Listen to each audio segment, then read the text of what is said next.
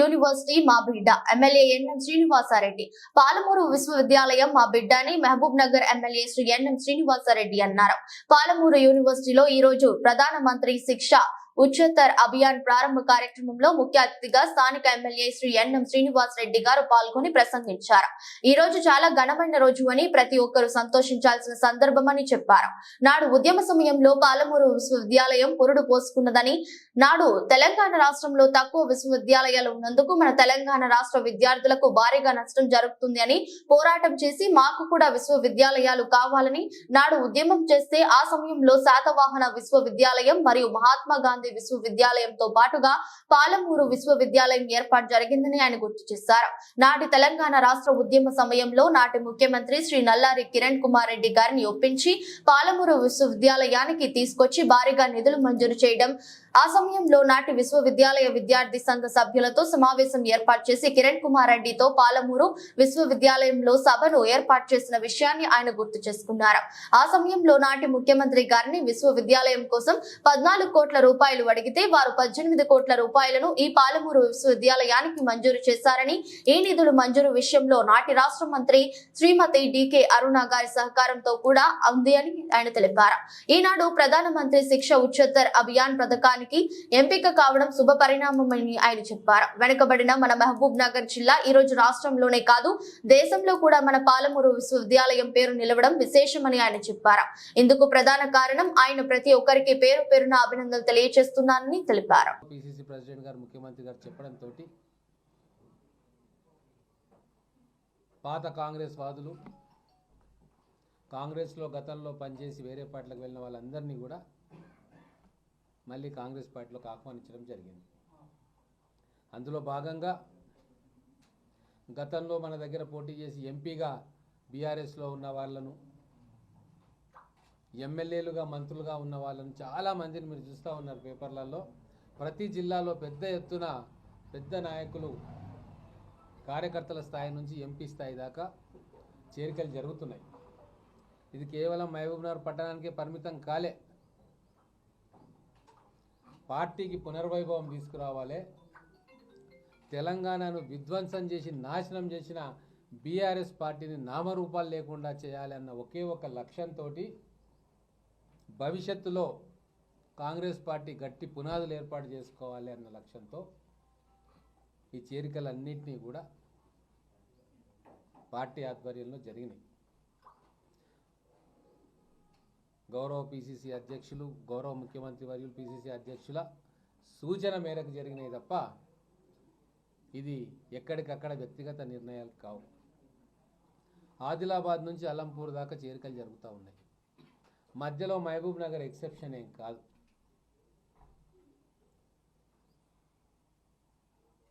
అలాగే ఎమ్మెల్యేగా నేనుండి మున్సిపల్ చైర్మన్ వేరే పార్టీకి ఉంటే చాలా డిస్టర్బెన్స్ అయ్యే అవకాశం ఉంటుంది. అభివృద్ధి పనులలో సమన్వయంతో పోక ఇబ్బందుల పాలయ్యే అవకాశం ఉంటుంది. కాబట్టి మున్సిపాలిటీ పీఠం కూడా కాంగ్రెస్ పార్టీ కైవసం చేసుకోవాల్సిన అవసరం వచ్చింది. ఇప్పుడు చూడండి, ఎమ్మెల్యేగా నేను ఉండి ముఖ్యమంత్రిగా కాంగ్రెస్ పార్టీ అభ్యర్థి ఉంటే నేను ఈజీగా పోయి పనులు అడుగుతా, నిధులు తీసుకురాగలుగుతా, నా నియోజకవర్గాన్ని అభివృద్ధి చేసుకుంటా. అలాగే మున్సిపాలిటీ పీఠం మీద కాంగ్రెస్ అభ్యర్థి ఉండి ఎమ్మెల్యేగా నేనుండి మా ప్రభుత్వ ముఖ్యమంత్రి ఉంటే మాకు చాలా స్పష్టంగా మా కార్యక్రమాలు సాఫీగా చేసుకునే వెసులుబాటు ఉంటుంది. అందుకే అన్నీ ఆలోచించి మా కాంగ్రెస్ పెద్దలు మున్సిపాలిటీలు వీలైనంత మనకు అవకాశం ఉన్న దగ్గర మన మున్సిపాలిటీలో కూడా కాంగ్రెస్ జెండా ఎగరాలన్న సూచన మేరకు ఇంత పెద్ద ఎక్సైజ్ చేయాల్సి వచ్చింది. మహబూబ్ నగర్ మున్సిపాలిటీ కైవసం చేసుకోవడం అనేది ఆషామాషి వ్యవహారం కాదు. 10 ఏళ్ళు మొత్తం అంతా టోటల్గా కంట్రోల్లో పెట్టుకొని ఎవ్వరు కూడా ఎదిరించి మాట్లాడలేని పరిస్థితిలో ఉంది మున్సిపాలిటీ. కౌన్సిలర్లు కూడా మాకు కేవలం 4 కౌన్సిలర్లు మాత్రమే ఉండేది. ఎలక్షన్లో 5 కౌన్సిలర్లు మాత్రమే ఉన్నారు.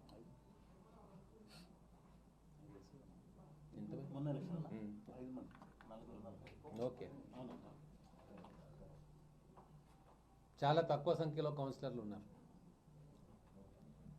అయినా సరే మా కార్యకర్తలు కష్టపడ్డారు, మా పార్టీ కష్టపడ్డది, మేమందరం కూడా కష్టపడి ఎలక్షన్లలో గెలిచినాం.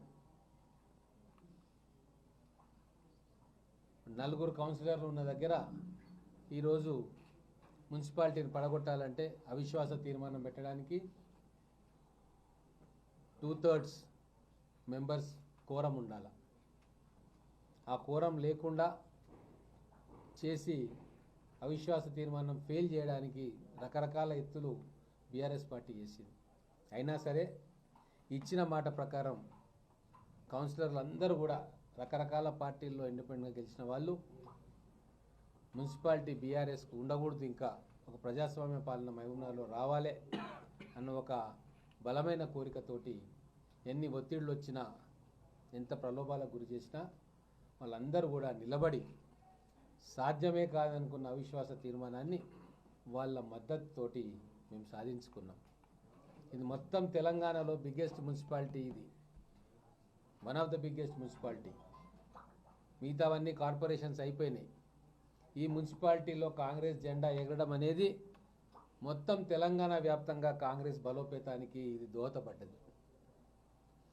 ముఖ్యమంత్రి గారు ఎమ్మెల్యేగా ప్రాతినిధ్యం వహిస్తున్న జిల్లా ఖచ్చితంగా మేమే ముందుండాలి, మనమే ముందుండాలి అన్న భావనతోటి మొట్టమొదటిగా జెండా ఎగరేసింది మన మహబూబ్నగర్ మున్సిపాలిటీ. నల్లగొండ తర్వాత మున్సిపాలిటీని చేజిక్కించుకున్నది మహబూబ్నగర్. ఖచ్చితంగా దీనివల్ల పార్టీ బలోపేతమవుతుంది.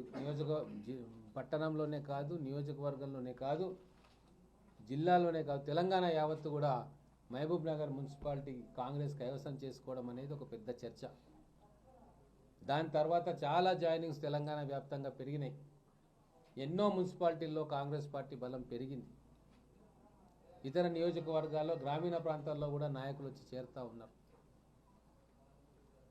చెరువు నిండా చేపలుంటేనే చెరువుకు అందం. పార్టీలోకి జనాలు వచ్చి చేరుతుంటేనే పార్టీకి బలం. కాబట్టి ఈ రాజకీయ ప్రయాణం కొనసాగాలన్నా, కాంగ్రెస్ పార్టీ మున్ముందు బలపడాలన్నా అన్ని వర్గాల నుంచి కూడా కాంగ్రెస్ పార్టీకి కార్యకర్తలు రావాలి. ఎందుకంటే 10 ఏళ్ళు ప్రతిపక్షంలో ఉండి ఎంతోమంది కార్యకర్తలు, నాయకులను కోల్పోయినాం. ఒక ఎమోషన్ తోటి ఎలక్షన్లో కొట్లాడి గెలిచినాం. కానీ మళ్ళీ మన పునర్వైభవం చెందాలంటే అన్ని పార్టీల నుంచి కూడా మనం చేరికలను ప్రోత్సహించాలి. ఇది మేము ఒక్కరమే చేస్తలేం. బీఆర్ఎస్ అదే పని చేసింది రూలింగ్లోకి వచ్చినాక. బీజేపీ బాహాటంగా చెప్తా ఉంది, చేరికలు ప్రోత్సహించండి, ప్రేరికలను తీసుకురండి. ప్రధానమంత్రి కాడ నుంచి కింది దాకా చెప్తూనే ఉన్నారు. మరి రాజకీయ క్షేత్రంలో బలపడాలనుకునే కాంగ్రెస్ పార్టీ చేతులు ముడుచుకొని ఎట్లా కూర్చుంటుంది? ఖచ్చితంగా మా ప్రత్యర్థుల రాజకీయ వ్యూహాలకు చెక్కు పెట్టే విధంగానే కాంగ్రెస్ పార్టీ రాజకీయ వ్యూహం ఉంటుంది తెలంగాణలో. అందుకే ఒకరిద్దరు వద్దనుకున్నా, తమ స్వార్థ రాజకీయం కోసం చేరికలు వద్దు అని చెప్పి నానా హంగామా యాగి చేసిన పార్టీ హైకమాండ్ నిర్ణయాల మేరకు, మా గౌరవ ముఖ్యమంత్రి గారి సూచన మేరకు ఆపరేషన్ మహబూబ్ నగర్ మున్సిపాలిటీని ఇక్కడ ఉన్న నాయకులందరూ కలిసి ఒక టీమ్ స్పిరిట్ తోటి సక్సెస్ఫుల్ చేసినాము.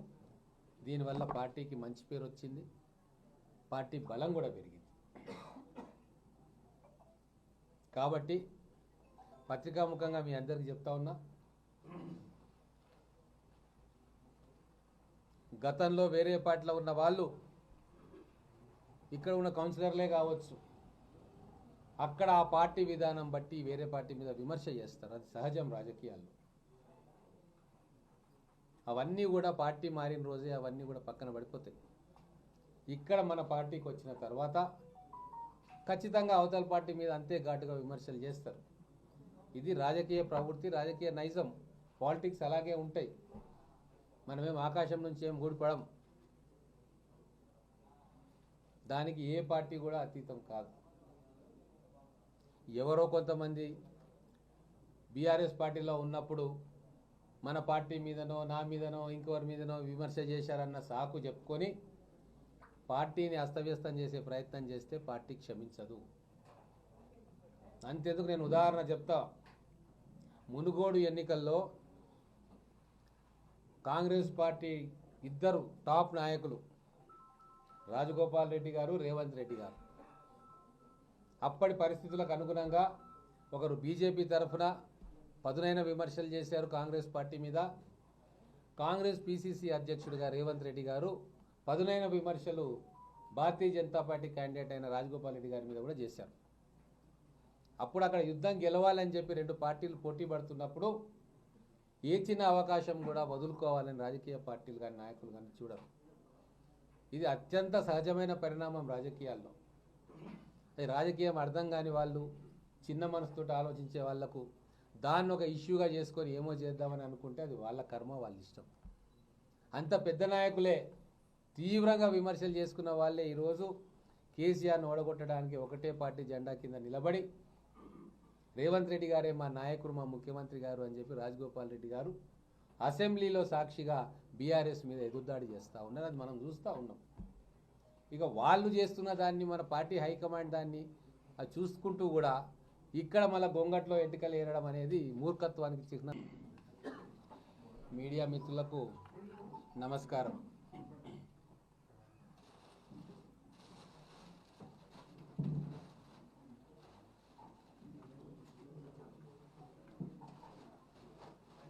ఓకే, ఎన్నో సంవత్సరాల తర్వాత మహబూబ్ నగర్కు కాంగ్రెస్ నుంచి ఒక ఎమ్మెల్యే గెలుపొందిండు.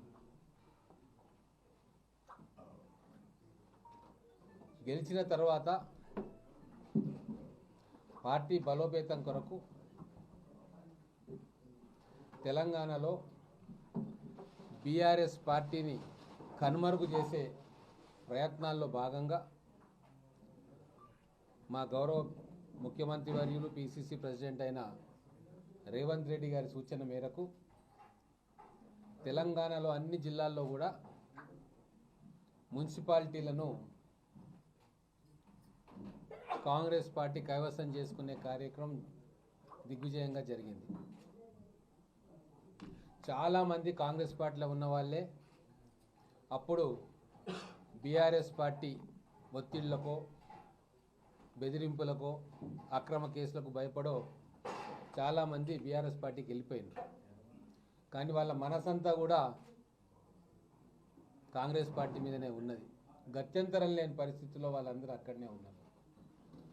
మళ్ళీ వాళ్ళందరినీ కూడా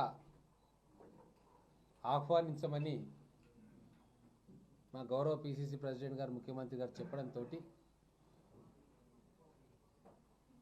పాత కాంగ్రెస్ వాదులు, కాంగ్రెస్లో గతంలో పనిచేసి వేరే పార్టీలకు వెళ్ళిన వాళ్ళందరినీ కూడా మళ్ళీ కాంగ్రెస్ పార్టీలోకి ఆహ్వానించడం జరిగింది. అందులో భాగంగా గతంలో మన దగ్గర పోటీ చేసి ఎంపీగా బీఆర్ఎస్లో ఉన్న వాళ్ళను, ఎమ్మెల్యేలుగా, మంత్రులుగా ఉన్న వాళ్ళను చాలామందిని మీరు చూస్తూ ఉన్నారు పేపర్లలో. ప్రతి జిల్లాలో పెద్ద ఎత్తున పెద్ద నాయకులు, కార్యకర్తల స్థాయి నుంచి ఎంపీ స్థాయి దాకా చేరికలు జరుగుతున్నాయి. ఇది కేవలం మహబూబ్నగర్ పట్టణానికే పరిమితం కాలే. పార్టీకి పునర్వైభవం తీసుకురావాలి, తెలంగాణను విధ్వంసం చేసి నాశనం చేసిన బీఆర్ఎస్ పార్టీని నామరూపాలు లేకుండా చేయాలి అన్న ఒకే ఒక లక్ష్యంతో భవిష్యత్తులో కాంగ్రెస్ పార్టీ గట్టి పునాదులు ఏర్పాటు చేసుకోవాలి అన్న లక్ష్యంతో ఈ చేరికలన్నింటినీ కూడా పార్టీ ఆధ్వర్యంలో జరిగినాయి. గౌరవ పీసీసీ అధ్యక్షులు, గౌరవ ముఖ్యమంత్రి వర్యులు పీసీసీ అధ్యక్షుల సూచన మేరకు జరిగినాయి తప్ప ఇది ఎక్కడికక్కడ వ్యక్తిగత నిర్ణయాలు కావు. ఆదిలాబాద్ నుంచి అలంపూర్ దాకా చేరికలు జరుగుతూ ఉన్నాయి. మధ్యలో మహబూబ్ నగర్ ఎక్సెప్షన్ ఏం కాదు.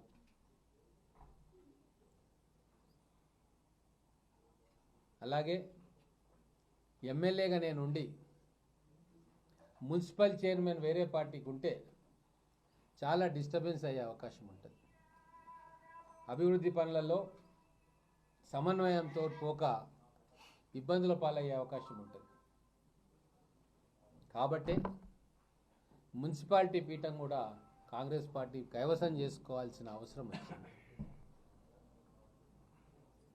ఇప్పుడు చూడండి, ఎమ్మెల్యేగా నేను ఉండి ముఖ్యమంత్రిగా కాంగ్రెస్ పార్టీ అభ్యర్థి ఉంటే నేను ఈజీగా పోయి పనులు అడుగుతా, నిధులు తీసుకురాగలుగుతా, నా నియోజకవర్గాన్ని అభివృద్ధి చేసుకుంటా.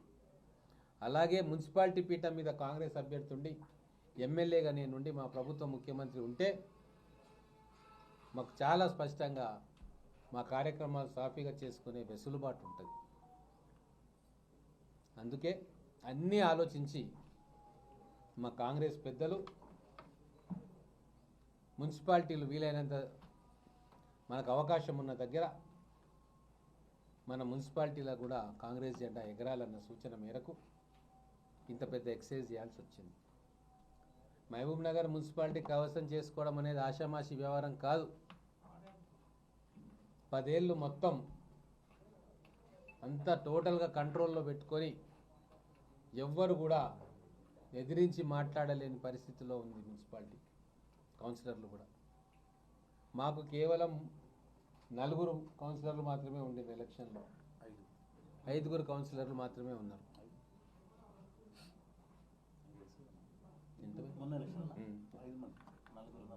ఓకే, చాలా తక్కువ సంఖ్యలో కౌన్సిలర్లు ఉన్నారు. అయినా సరే మా కార్యకర్తలు కష్టపడ్డారు,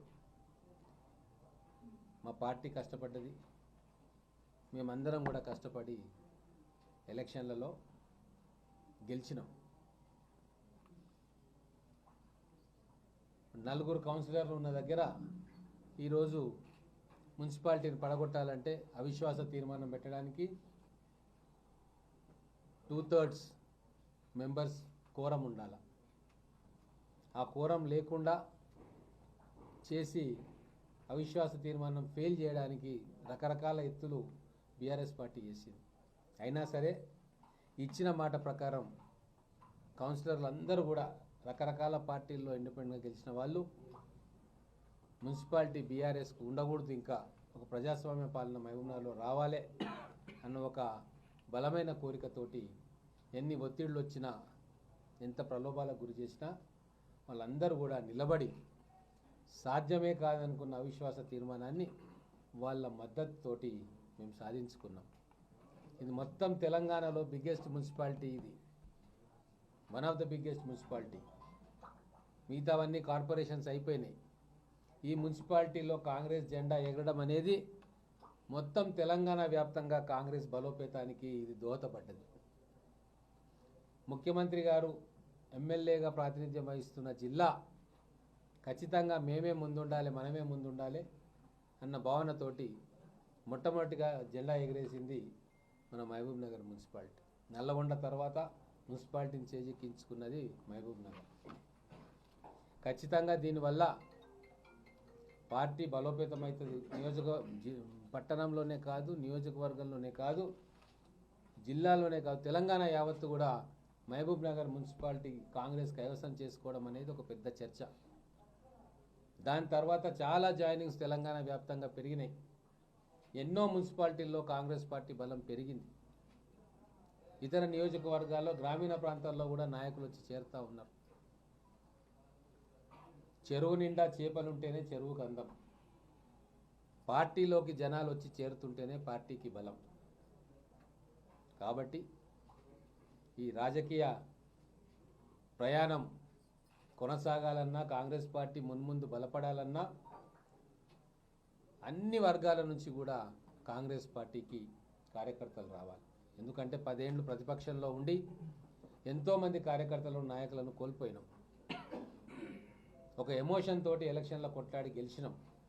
కానీ మళ్ళీ మన పునర్వైభవం చెందాలంటే అన్ని పార్టీల నుంచి కూడా మనం చేరికలను ప్రోత్సహించాలి. ఇది మేము ఒక్కరమే చేస్తలేం. బీఆర్ఎస్ అదే పని చేసింది రూలింగ్లోకి వచ్చినాక. బీజేపీ బాహాటంగా చెప్తా ఉంది, చేరికలు ప్రోత్సహించండి, ప్రేరికలను తీసుకురండి. ప్రధానమంత్రి కాడ నుంచి కింది దాకా చెప్తూనే ఉన్నారు. మరి రాజకీయ క్షేత్రంలో బలపడాలనుకునే కాంగ్రెస్ పార్టీ చేతులు ముడుచుకొని ఎట్లా కూర్చుంటుంది? ఖచ్చితంగా మా ప్రత్యర్థుల రాజకీయ వ్యూహాలకు చెక్కు పెట్టే విధంగానే కాంగ్రెస్ పార్టీ రాజకీయ వ్యూహం ఉంటుంది తెలంగాణలో. అందుకే ఒకరిద్దరు వద్దనుకున్నా తమ స్వార్థ రాజకీయం కోసం చేరికలు వద్దు అని చెప్పి నానా హంగామా యాగి చేసిన పార్టీ హైకమాండ్ నిర్ణయాల మేరకు మా గౌరవ ముఖ్యమంత్రి గారి సూచన మేరకు ఆపరేషన్ మహబూబ్ నగర్ మున్సిపాలిటీని ఇక్కడ ఉన్న నాయకులందరూ కలిసి ఒక టీమ్ స్పిరిట్ తోటి సక్సెస్ఫుల్ చేసినాము. దీనివల్ల పార్టీకి మంచి పేరు వచ్చింది, పార్టీ బలం కూడా పెరిగింది. కాబట్టి పత్రికాముఖంగా మీ అందరికీ చెప్తా ఉన్నా, గతంలో వేరే పార్టీలో ఉన్న వాళ్ళు ఇక్కడ ఉన్న కౌన్సిలర్లే కావచ్చు, అక్కడ ఆ పార్టీ విధానం బట్టి వేరే పార్టీ మీద విమర్శ చేస్తారు. అది సహజం రాజకీయాల్లో. అవన్నీ కూడా పార్టీ మారిన రోజే అవన్నీ కూడా పక్కన పడిపోతాయి. ఇక్కడ మన పార్టీకి వచ్చిన తర్వాత ఖచ్చితంగా అవతల పార్టీ మీద అంతే ఘాటుగా విమర్శలు చేస్తారు. ఇది రాజకీయ ప్రవృత్తి, రాజకీయ నైజం. పాలిటిక్స్ అలాగే ఉంటాయి. మనమేం ఆకాశం నుంచి ఏం ఊడిపడం. దానికి ఏ పార్టీ కూడా అతీతం కాదు. ఎవరో కొంతమంది బీఆర్ఎస్ పార్టీలో ఉన్నప్పుడు మన పార్టీ మీదనో నా మీదనో ఇంకొకరి మీదనో విమర్శ చేశారన్న సాకు చెప్పుకొని పార్టీని అస్తవ్యస్తం చేసే ప్రయత్నం చేస్తే పార్టీ క్షమించదు. అంతెందుకు నేను ఉదాహరణ చెప్తా. మునుగోడు ఎన్నికల్లో కాంగ్రెస్ పార్టీ ఇద్దరు టాప్ నాయకులు రాజగోపాల్ రెడ్డి గారు, రేవంత్ రెడ్డి గారు అప్పటి పరిస్థితులకు అనుగుణంగా ఒకరు బీజేపీ తరఫున పదునైన విమర్శలు చేశారు కాంగ్రెస్ పార్టీ మీద. కాంగ్రెస్ పీసీసీ అధ్యక్షుడిగా రేవంత్ రెడ్డి గారు పదునైన విమర్శలు భారతీయ జనతా పార్టీ క్యాండిడేట్ అయిన రాజగోపాల్ రెడ్డి గారి మీద కూడా చేశారు. అప్పుడు అక్కడ యుద్ధం గెలవాలని చెప్పి రెండు పార్టీలు పోటీ పడుతున్నప్పుడు ఏ చిన్న అవకాశం కూడా వదులుకోవాలని రాజకీయ పార్టీలు కానీ నాయకులు కానీ చూడరు. ఇది అత్యంత సహజమైన పరిణామం రాజకీయాల్లో. అది రాజకీయం అర్థం కాని వాళ్ళు, చిన్న మనసుతో ఆలోచించే వాళ్లకు దాన్ని ఒక ఇష్యూగా చేసుకొని ఏమో చేద్దామని అనుకుంటే అది వాళ్ళ కర్మ, వాళ్ళ ఇష్టం. అంత పెద్ద నాయకులే తీవ్రంగా విమర్శలు చేసుకున్న వాళ్ళే ఈరోజు కేసీఆర్ను ఓడగొట్టడానికి ఒకటే పార్టీ జెండా కింద నిలబడి రేవంత్ రెడ్డి గారే మా నాయకుడు, మా ముఖ్యమంత్రి గారు అని చెప్పి రాజగోపాల్ రెడ్డి గారు అసెంబ్లీలో సాక్షిగా బీఆర్ఎస్ మీద ఎదురుదాడి చేస్తూ ఉన్నారు. అది మనం చూస్తూ ఉన్నాం. ఇక వాళ్ళు చేస్తున్న దాన్ని మన పార్టీ హైకమాండ్ దాన్ని అది చూసుకుంటూ కూడా ఇక్కడ మళ్ళీ గొంగట్లో ఎంటికలు ఏరడం అనేది మూర్ఖత్వానికి చిహ్నం తప్ప ఇంకేం కాదు. ఉంటాయి. నేను కూడా పుట్టు కాంగ్రెస్ వాడిని ఏం కాదు.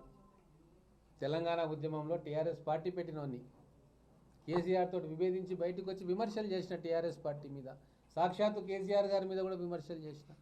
నా ప్రాణమిత్రులు ఉన్నారు, అక్కడ ఆప్తమిత్రులు ఉన్నారు, వాళ్ళ మీద కూడా విమర్శలు చేసిన.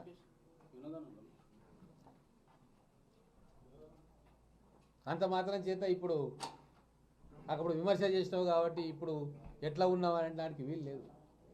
ఆ పార్టీలో ఉన్నప్పుడు ఆ ధర్మం నెరవేరుస్తాం. విధానాలు మారి లేకుంటే కొత్త పార్టీకి అవి నచ్చక కొత్త పార్టీకి వచ్చినప్పుడు ఈ ఎజెండా, ఈ ప్రిన్సిపల్స్